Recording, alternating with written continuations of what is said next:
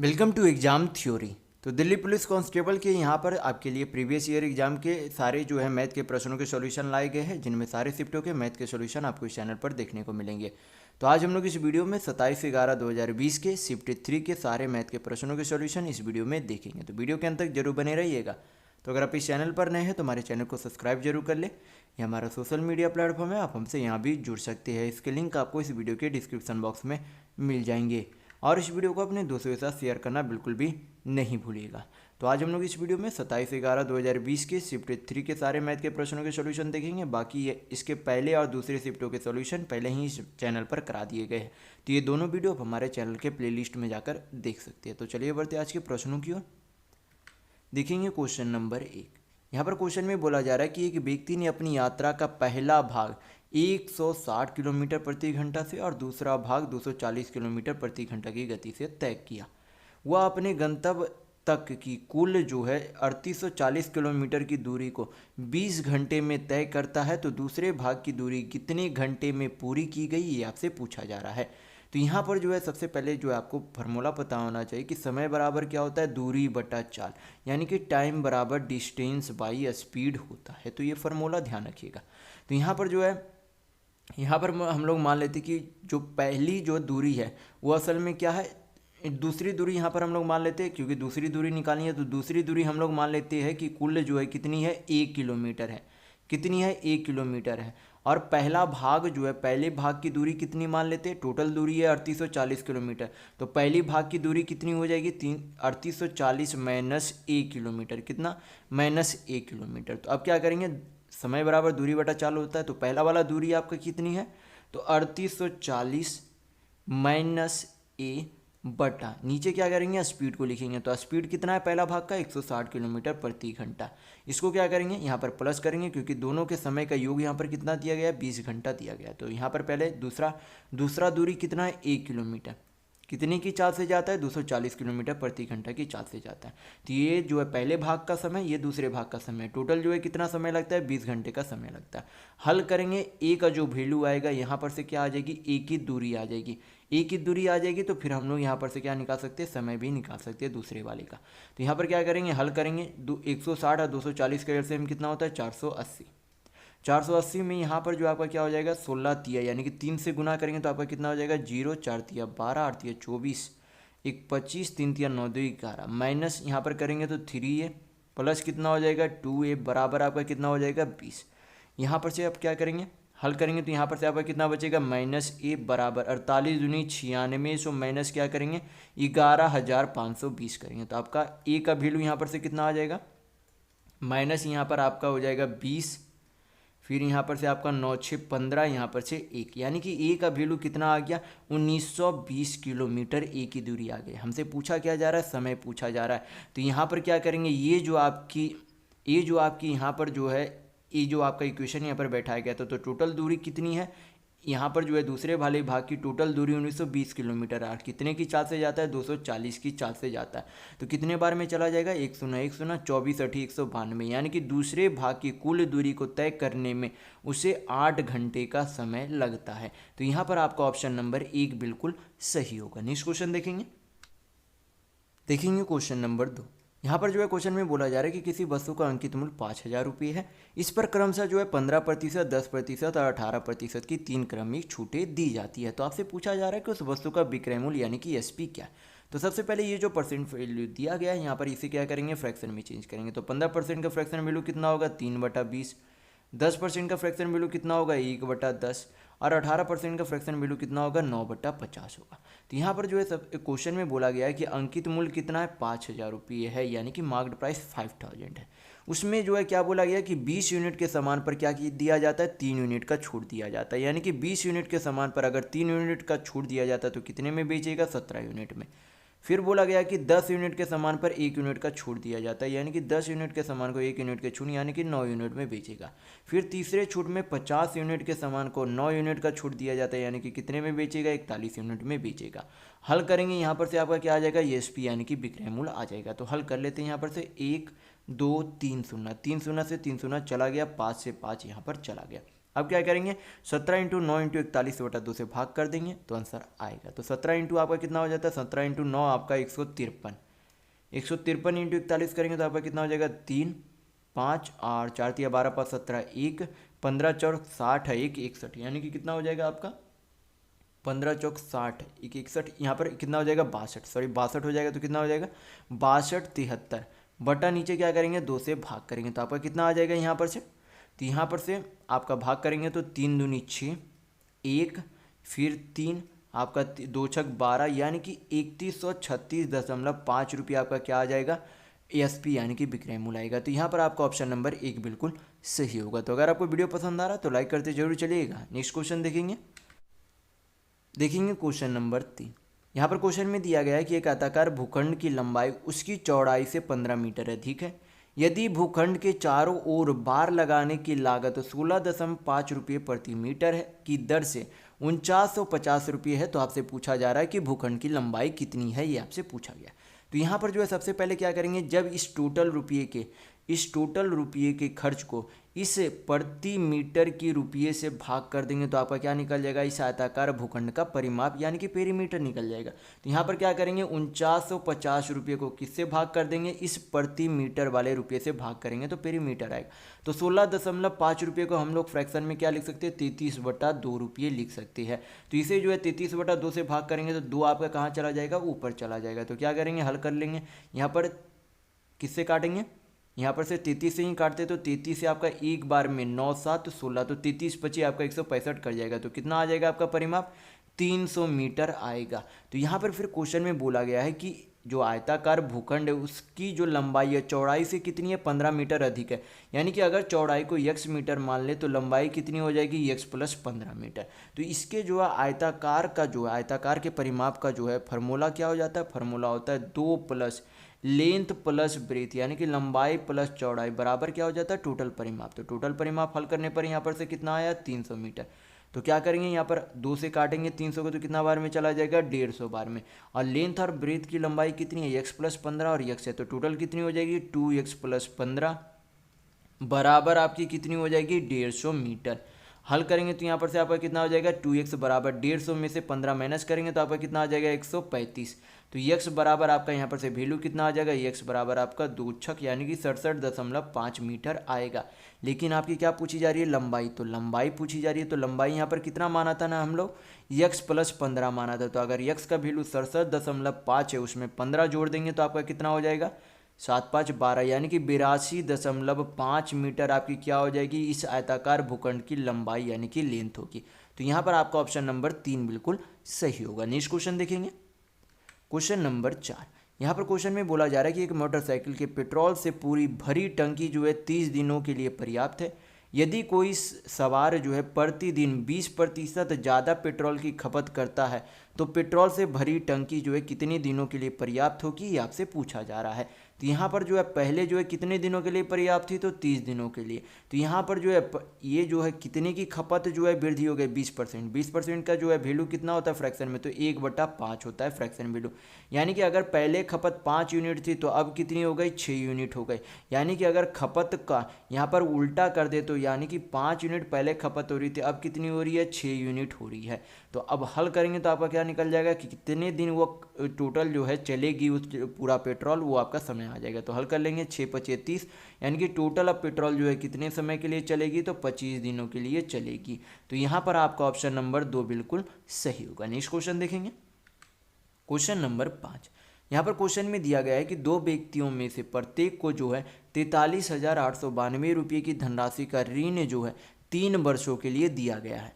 उनमें से एक को जो है 30% वार्षिक साधारण ब्याज पर और दूसरे को पहले वाले को जो है किस पर साधारण ब्याज पर दिया गया, पर दूसरे को वार्षिक रूप से संयोजित होने वाली 30% वार्षिक चक्रवृद्धि ब्याज पर जो है भुगतान करना था। तो इस 3 वर्षों की अवधि में प्राप्त चक्रवृद्धि ब्याज की तुलना में प्राप्त साधारण ब्याज कितने प्रतिशत कम है, ये आपसे पूछा जा रहा है।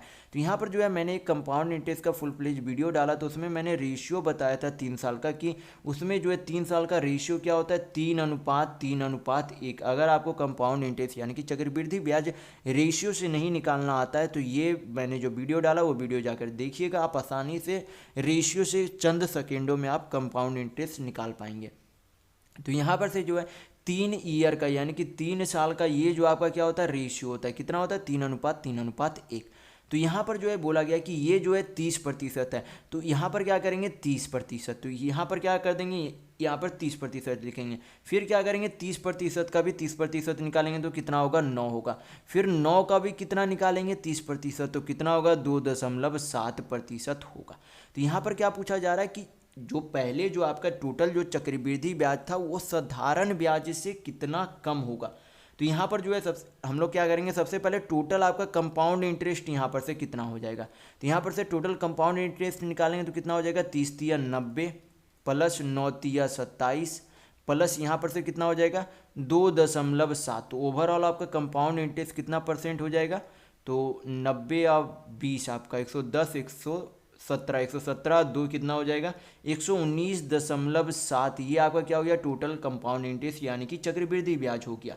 और उनमें से ये जो आपका क्या, ये जो आपका है वो असल में क्या होता है, सिंपल इंटरेस्ट यानी कि साधारण ब्याज होता है।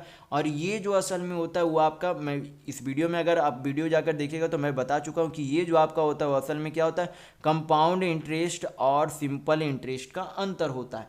लेकिन हमें यहाँ पर चाहिए क्या, यहाँ पर हमें ये चाहिए कि ये जो आपका यहाँ पर अंतर हमें दिख रहा है,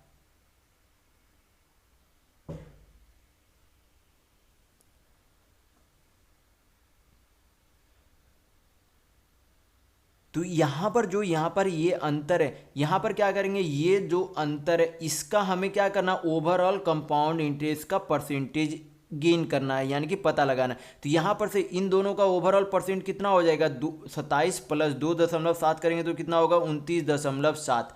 किससे तुलना करना है, कंपाउंड इंटरेस्ट के टोटल यानी कि टोटल कंपाउंड इंटरेस्ट है। तो टोटल कंपाउंड इंटरेस्ट कितना 119.7% है। परसेंट में वैल्यू चाहिए तो क्या करेंगे, 100 से गुना करेंगे, हल करेंगे, आपका आंसर आ जाएगा। पॉइंट हट जाएगा आपका यहाँ पर से 7×2=9 यानी कि 9 से कट रहा है तो काट लेंगे। आपका 9×3=27, 9×3=27 बार में चला जाएगा। यहाँ पर काटेंगे तो 9×1=2, तो आपका 9×3=27, 9×3=27। बाकी आपका यहाँ पर कट नहीं रहा तो डायरेक्ट यहाँ पर क्या करेंगे, आप भाग करके देख लेंगे। तो 133 को क्या करेंगे 3300 से यहाँ पर भाग करेंगे यानी कि 3300 को 133 से भाग करेंगे। तो यहाँ पर पहले तो आपका 2 बार में, तो वो 3 दूनी 6, 13 दूनी 26, कितना आ जाएगा यहाँ पर 4, यहाँ पर से 7 6 13, ये आपका चला गया 0, 13 चौक 52, 13 पचे 65, यहाँ पर से आपका 6 4 10, यहाँ पर से आपका कितना बचा 12 बचा, सॉरी यहाँ पर आपका 6 आएगा, यहाँ पर आपका कितना आएगा 6 आएगा, तो कितना हो गया 64 यानी कि 13 चौक कितना हो जाएगा 52 यानी कि 4×3=12, 13 चौक 52 यानी कि जो आपका यहाँ पर परसेंट आएगा वो 24 डेसिमल समथिंग आएगा यानी कि आपका ऑप्शन नंबर 1 बिल्कुल सही होगा। बाकी आपका 24 दशमलव किसी में नहीं दिया गया तो ऑप्शन नंबर 1 ही सही होगा। नेक्स्ट क्वेश्चन देखेंगे, क्वेश्चन नंबर 6। यहाँ पर क्वेश्चन में दिया गया है कि ए और बी जो है प्रत्येक ने समान धनराशि 3 वर्षों के लिए क्रमशः 5% वार्षिक साधारण ब्याज और वार्षिक रूप से संयोजित होने वाले चक्रवृद्धि ब्याज दर पर ऋण लिया।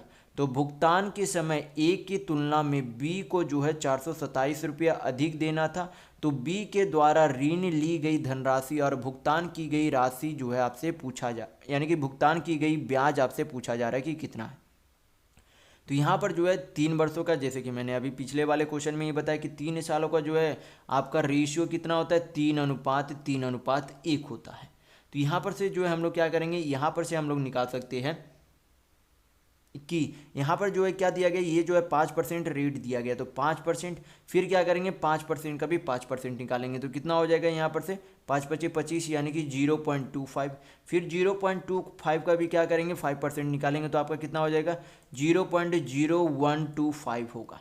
तो यहाँ पर जो है आपके यहाँ पर से ये जो परसेंटेज का, ये मैंने क्या बोला था आपको पिछले वाले क्वेश्चन में कि ये जो आपका कंपाउंड इंटरेस्ट यानी कि और सिंपल इंटरेस्ट का अंतर होता है।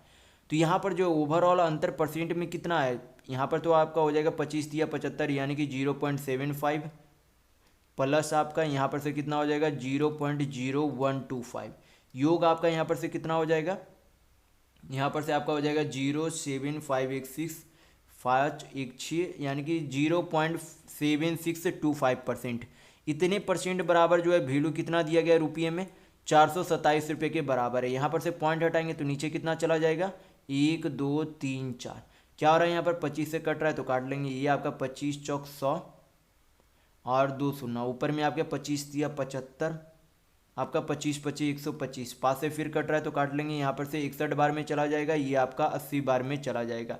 61 से ये जो है कितने बार में चला जा रहा है, 7 बार में चला जा रहा है, यानी कि यहाँ पर से 1% का वैल्यू कितना आ गया, 560 रुपया आ गया। 1% का वैल्यू कितना आ गया, 560 रुपया। तो आपको पता होना चाहिए कि कोई भी मूलधन जो है खुद में कितना परसेंट होती है, तो 100% होती है। तो अगर 1% का वैल्यू 560 रुपये है तो मूलधन यहाँ पर से आपका कितना हो जाएगा, 100% का वैल्यू आपका यहाँ पर से हो जाएगा 56,000 रुपये। कितना हो जाएगा, 56,000 रुपये। और पूछा क्या जा रहा है यहाँ पर से, कंपाउंड इंटरेस्ट आपका यहाँ पर से टोटल पूछा जा रहा है। तो यहाँ पर से हम लोग क्या कर लेते हैं, सिंपल इंटरेस्ट यानी कि 5 या 15% निकाल लेते हैं किसका, 56,000 का, उसमें क्या कर देंगे 427 जोड़ देंगे तो आपका एक कंपाउंड इंटरेस्ट आ जाएगा बी का। तो यहाँ पर क्या करेंगे, पहले 5600 का कितना निकाल लेते हैं, 5 या 15%, क्योंकि ये आपका होता है असल में क्या, सिंपल इंटरेस्ट। तो 5600 का 15% आपका कितना हो जाएगा, 2 शून्य चला गया, 1 शून्य, 15 छक 90, 9 15 पचे 75 और 9 आपका कितना हो जाता है 84। अब ये क्या है, इतना साधारण ब्याज है, उसमें क्या करेंगे, ये जो एक्स्ट्रा आपका है वो क्या करेंगे, जोड़ देंगे तो आपका कंपाउंड इंटरेस्ट बी का आ जाएगा। तो कितना हो जाएगा यहाँ पर से 84 4 88 यानी कि 28 से 27 रुपये, ये क्या आ गए आपकी कंपाउंड इंटरेस्ट आ गई किसकी, बी की। बी का ये साधारण ब्याज है और ये चक्रवृद्धि ब्याज है, सॉरी साधारण ब्याज नहीं, ये मूलधन है, ये मूलधन है, ये उसका चक्रवृद्धि ब्याज है। तो यहाँ पर आपका ऑप्शन नंबर 1 बिल्कुल सही होगा। नेक्स्ट क्वेश्चन देखेंगे, क्वेश्चन नंबर 7। यहाँ पर क्वेश्चन में दिया गया है कि दो संख्याओं का योग 26 और उनका अंतर 27 है। यदि बड़ी संख्या के 3 गुना को छोटी संख्या से भाग दिया जाता है तो भागफल कितना आ गया, ये आपसे पूछा जा रहा है। तो सबसे पहले दो संख्याओं का योग अगर 26 दिया हुआ है और अंतर 14 दिया हुआ है तो दोनों यानी कि पहली संख्या और दूसरी संख्या निकालने के लिए हम लोग क्या करेंगे, तो पहली संख्या निकालने के लिए पहले जो है इन दोनों संख्याओं का योग का क्या कर देंगे, आधा करेंगे। तो 26 और 14 कितना होता है 40, 40 का आधा कितना होगा 20, यानी कि एक संख्या कितनी आ गई 20। दूसरी संख्या निकालने के लिए दोनों का अंतर का आधा कर देंगे, तो 26 और 14 कितना, 26 और 14 का अंतर हो जाता है 12, 12 का आधा कितना हो जाएगा 6, यानी कि पहली संख्या 20 दूसरी संख्या 6। तो बड़ी संख्या कौन सी है 20। यहाँ पर बोला गया कि 20 का कितना गुना, 6 गुना किससे भाग करना है, दूसरी यानी कि छोटी संख्या से भाग करना है, सॉरी 3 गुना, 6 गुना नहीं 3 गुना बोला गया। तो यहाँ पर कितना हो जाएगा 3 टाइम्स, किससे भाग करना है, छोटी संख्या। तो छोटी संख्या कितनी है 6, हल करेंगे आपका आंसर आ जाएगा। 3 से काटेंगे 6 को 2 बार में, 2 से 20 को तो 10 बार में, यानी कि आपका आंसर कितना आ जाएगा 10, यानी कि भागफल 10 आएगा। तो यहाँ पर आपका ऑप्शन नंबर 4 बिल्कुल सही होगा। नेक्स्ट क्वेश्चन देखेंगे, क्वेश्चन नंबर 8। यहाँ पर क्वेश्चन में बोला जा रहा है कि ए जो है किसी काम को 45 दिनों में पूरा कर सकता है, वह जो है 30 दिनों तक काम करता है और फिर काम छोड़ देता है। बी जो है शेष काम 5 दिनों में पूरा करता है, तो बी अकेले पूरा काम को कितने दिनों में पूरा कर सकता है, ये आपसे पूछा जा रहा है। तो सबसे पहले ए अगर टोटल काम 45 दिन में करता है तो ए का जो है एक दिन का काम कितना होगा, 1/45। अगर ए टोटल काम 45 दिनों में करता है तो ए का जो एक दिन का काम होगा वो कितना होगा, 1/45 होगा।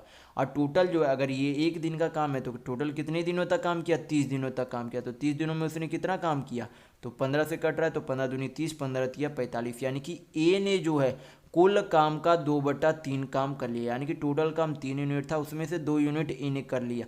तो बचा हुआ काम कितना है, टोटल तो 3 यूनिट काम था, उसमें से 2 यूनिट काम ए ने कर लिया, तो बचा हुआ काम कितना है 1 यूनिट। और इस 1 यूनिट को करेगा कौन, बी करेगा। और कितने दिनों में कर रहा है, 5 दिनों में कर रहा है। तो कोई भी काम खुद में जो है कितना होता है, एक काम होता है। तो हमें पता लगाना है कि बी जो है उस एक काम को कितने दिनों में पूरा करेगा। तो क्या करेंगे, क्रॉस गुना कर देंगे, यानी कि बी जो उस एक काम को 5 या 15 दिनों में अकेले कर सकता है। तो यहाँ पर आपका ऑप्शन नंबर 2 बिल्कुल सही होगा। नेक्स्ट क्वेश्चन देखेंगे, क्वेश्चन नंबर 9। यहाँ पर क्वेश्चन में दिया गया है कि एक दुकानदार ने 1000 केजी चावल खरीद कर उसका एक भाग जो है 10% के लाभ पर और शेष भाग जो है 20% के हानि पर बेच दिया। पूरे लेन देन में 11% की हानि हुई। तो आपसे पूछा जा रहा है कि चावल की मात्रा जो है 20% हानि पर बेची गई, यानी कि कितनी मात्रा जो है जो कि 20% हानि पर बेची गई। तो इसे हम लोग क्या करेंगे, एलिगेशन से मेथड से बनाएंगे, जो कि सबसे बेस्ट मेथड है। तो यहाँ पर जो है बोला गया कि पहले भाग को जो है क्या किया गया, 10% के लाभ पर बेचा गया। कितने में, 10% के लाभ में। दूसरे को क्या किया गया, शेष भाग को, यानी कि दूसरे भाग को जो है 20% के हानि में बेचा गया। और ओवरऑल जो है क्या होता है, ओवरऑल यहाँ पर बोला गया कि 11% का क्या होता है, हानि होता है। तो यहाँ पर से क्या निकालेंगे, क्रॉस डिफरेंस निकालेंगे। क्या निकालेंगे, क्रॉस डिफरेंस निकालेंगे।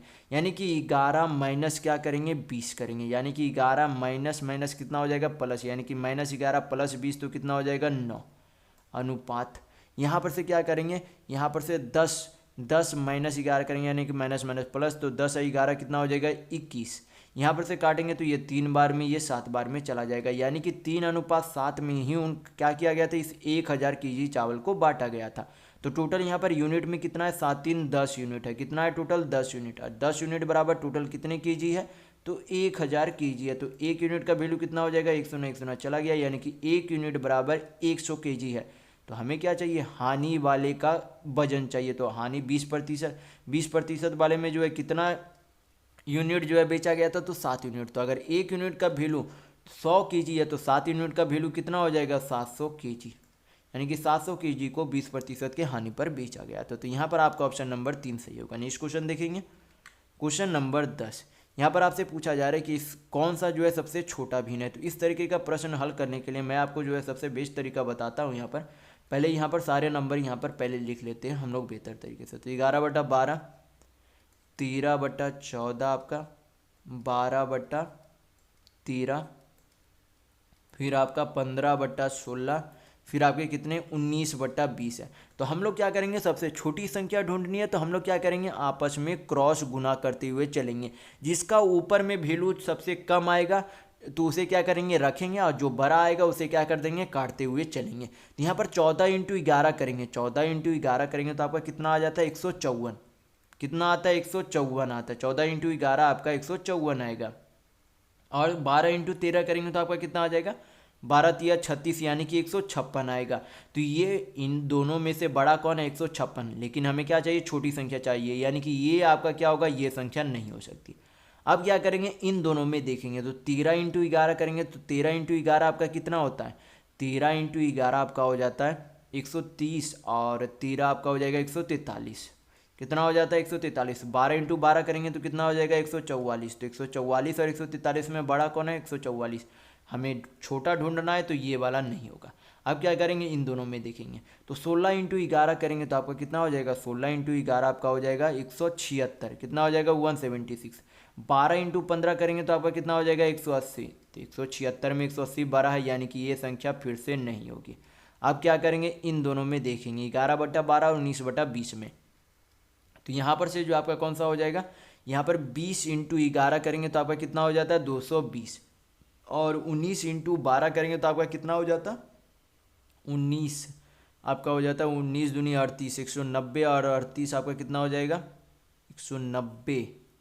और 38 आपका हो जाता है वहाँ पर 10, इधर से 28, यानी कि कितना हो जाता है, 228 हो जाता है। तो बड़ा 220 या 228, कौन सा बड़ा, ये बड़ा, यानी कि ये आपका क्या होगा, नहीं होगा। तो कौन सा सबसे छोटा, 11/12 आपका सबसे छोटी संख्या है। तो यहाँ पर आपका ऑप्शन नंबर 3 बिल्कुल सही होगा। नेक्स्ट क्वेश्चन देखेंगे, क्वेश्चन नंबर 11। यहाँ पर क्वेश्चन में दिया गया है कि विक्रेता ने 2 किस्म की चाय ब्रांड ए और ब्रांड बी का क्रय मूल्य जो है क्रमशः 15 रुपये प्रति 100 ग्राम, 18 रुपये प्रति 100 ग्राम की दर से खरीदी और उनका एक निश्चित अनुपात में मिश्रण तैयार किया। बाद में उसने मिश्रण को जो है 20 रुपये प्रति 100 ग्राम, 20 रुपये प्रति 100 ग्राम की दर से बेचकर 20% का लाभ अर्जित किया। तो आपसे पूछा जा रहा है कि मिश्रण में ब्रांड ए वाली चाय और ब्रांड बी वाली चाय का अनुपात कितना था। तो यहाँ पर हम लोग क्या करेंगे, एलिगेशन से बनाएंगे। यहाँ पर जो है पहले जो है ए वाले ब्रांड का दाम कितना था, 15 रुपये प्रति 100 ग्राम। बी वाले ब्रांड का दाम कितना था, 18 रुपये प्रति 100 ग्राम। और बेचा उसे कितने में गया, 20 रुपये प्रति ब्रांड, 20 रुपये प्रति 100 ग्राम के हिसाब से बेचा गया, और उसे लाभ कितने का होता है, 20% का लाभ होता है। तो 1/5 का लाभ होता है, यानी कि 5 यूनिट के सामान पर 1 यूनिट का लाभ होता है। तो सीपी निकालने के लिए क्या करेंगे, 5/6 से गुना कर देंगे। तो आपका क्या निकल जाएगा, यहाँ पर से 100 ग्राम का क्रय मूल्य निकल जाएगा। तो यहाँ पर से आपकी कितनी आ जाएगी, यहाँ पर से आपका हो जाएगा, ये 3 बार में चला जाएगा, ये 10 बार में, यानी कि आपका जो ओवरऑल जो यहाँ पर से कितना आ गया, 50/3 इतने का क्या किया गया, इस मिश्रण में बनाया गया। तो आप क्या करेंगे, क्रॉस डिफरेंस निकालेंगे। क्रॉस डिफरेंस निकालेंगे तो आपका क्या आ जाएगा, ब्रांड ए और ब्रांड बी के चाय का जो है अनुपात आ जाएगा कि कितना जो है ए और बी का ब्रांड का बेचा गया। तो यहाँ पर क्या करेंगे, 50 बट्टा यानी कि 18 - 50/3 करेंगे तो आपका कितना आ जाएगा, 18 तिया 54 यानी कि 4/3 अनुपात। यहाँ पर से आपका 50/3 - 15 करेंगे तो कितना हो जाएगा, नीचे एलसीएम 3 15 तिया 45 यानी कि 50 में से 45 गया तो 5, 3 से 3 चला गया तो आपका अनुपात कितना आ जाएगा, यहाँ पर से ए और बी वाले ब्रांड का तो 4/5। तो यहाँ पर आपका ऑप्शन नंबर 3 बिल्कुल सही होगा। नेक्स्ट क्वेश्चन देखेंगे, क्वेश्चन नंबर 12।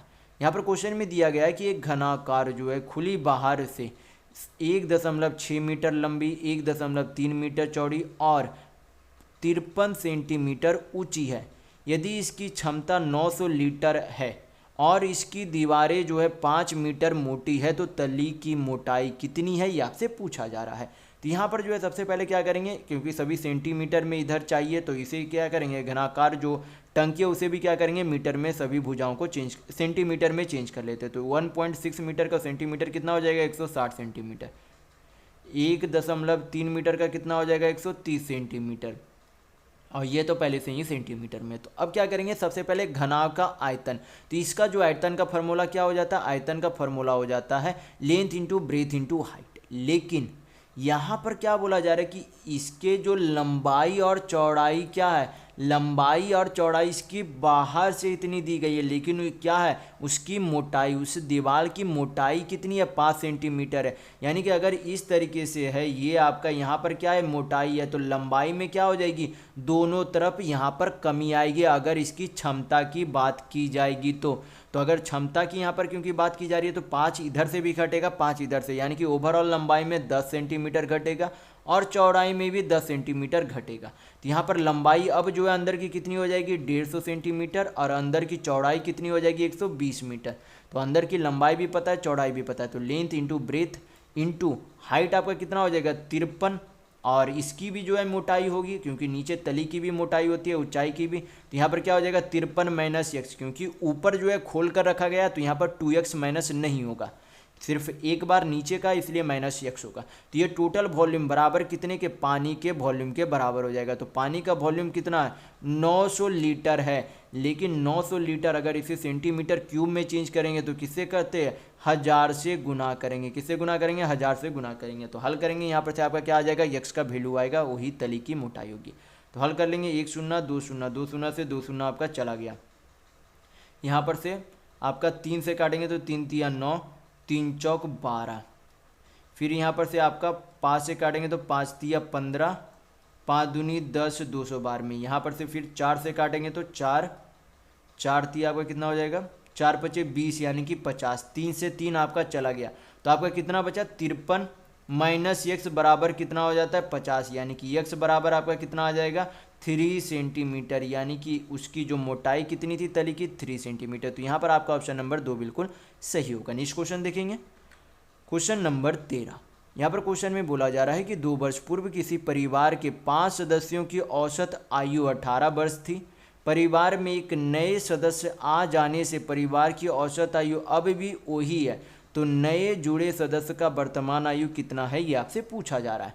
तो यहाँ पर जो है 2 वर्ष पहले 5 सदस्यों की औसत आयु कितनी थी, 18 थी, तो योग कितना हो जाएगा, तो गुना कर देंगे तो आपका कितना हो जाएगा, 18 पचे 90।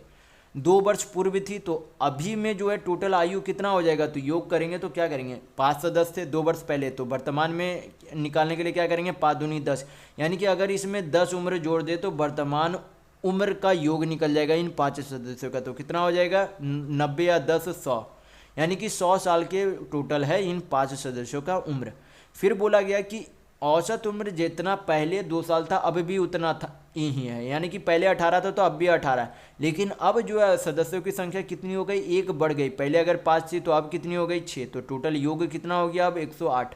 तो पहले जो है 5 सदस्यों की कुल आयु 100 थी, लेकिन 6 सदस्यों की कुल आयु कितनी हो गई, 108। तो अगर इसमें से 100 माइनस कर देंगे तो आपका क्या आ जाएगा, उस नए जो जुड़े सदस्य हैं उनका उम्र आ जाएगा। तो कितना हो जाएगा यहाँ पर 8 वर्ष। यहाँ पर आपका ऑप्शन नंबर 3 बिल्कुल सही होगा। नेक्स्ट क्वेश्चन देखेंगे, क्वेश्चन नंबर 14। यहाँ पर क्वेश्चन में बोला जा रहा है कि यदि ए की आय बी की आय से 35% अधिक है तो बी की आय ए की आय से कितने प्रतिशत कम है, ये आपसे पूछा जा रहा है। तो सबसे पहले 35% का फ्रैक्शन वैल्यू कितना होगा, 7/20, यानी कि ए और बी। तो ए जो है बी की आय से कितना अधिक है, 20 से 7 यूनिट अधिक है, यानी कि बी अगर 20 यूनिट है तो उसे 7 यूनिट अधिक कौन है, ए है।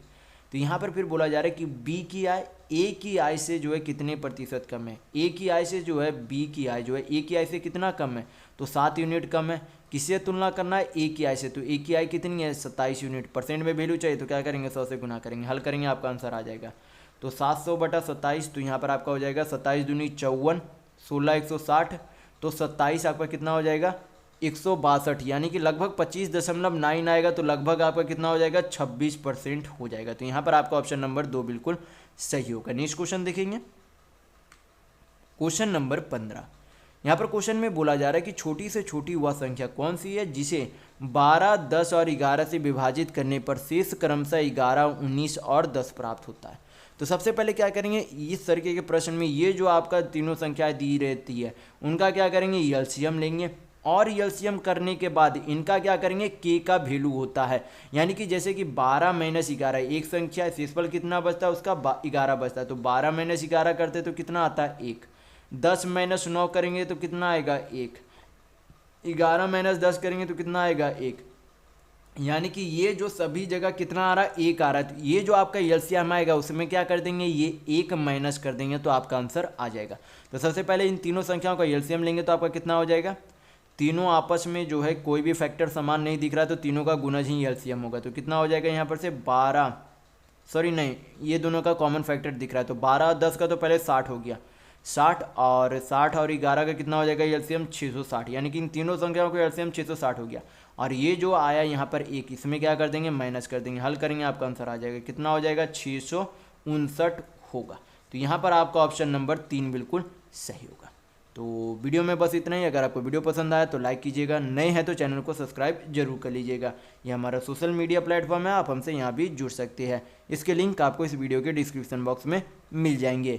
और इस वीडियो को अपने दोस्तों के साथ शेयर करना बिल्कुल भी नहीं भूलिएगा। तो इतना ही वीडियो में, वीडियो के अंत तक बने रहने के लिए बहुत बहुत धन्यवाद। आशा करता हूँ आपका दिन शुभ हो।